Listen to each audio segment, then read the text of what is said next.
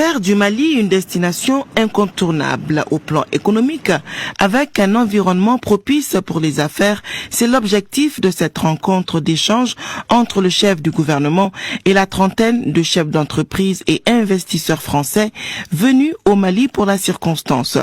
Le patronat malien était aussi valablement représenté par les opérateurs économiques privés et les structures de l'État. Beaucoup de chantiers sont en perspective, s'ils ne le sont pas déjà en cours. C'est donc le lieu pour nous, chefs d'entreprise, français et maliens, de réfléchir ensemble à ce que peut être notre contribution dans le rétablissement et le développement d'une activité économique capable de générer plus de richesses au profit de tous. Si certains chefs d'entreprise français sont en terrain inconnu, d'autres sont à leur premier contact avec le monde des affaires au Mali.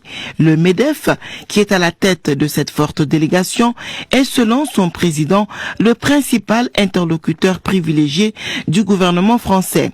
Il compte 173 000 adhérents, soit 10 millions de salariés, 77 fédérations de tous les secteurs. L'Afrique représente 40% de l'ensemble de l'activité du MEDEF international. C'est dire combien ce continent est cher à notre cœur. Nous préconisons évidemment un dialogue et la présence du secteur privé au plus haut niveau.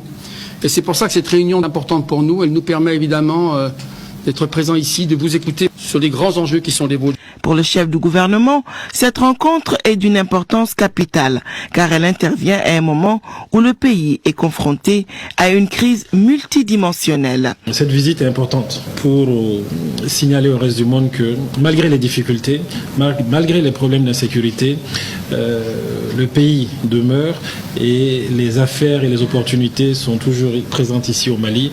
Et nous souhaitons concrétiser un certain nombre d'opportunités avec vous. Vous êtes dans un pays dont on parle beaucoup, dans la presse en particulier internationale, pas nécessairement d'un point de vue positif quand il s'agit des questions liées à l'insécurité et au terrorisme, mais je peux vous dire que vous êtes dans un pays aussi qui offre beaucoup d'atouts et beaucoup d'opportunités, notamment au monde des affaires. Et je pense que le premier des atouts est d'ailleurs lié à cette situation d'insécurité.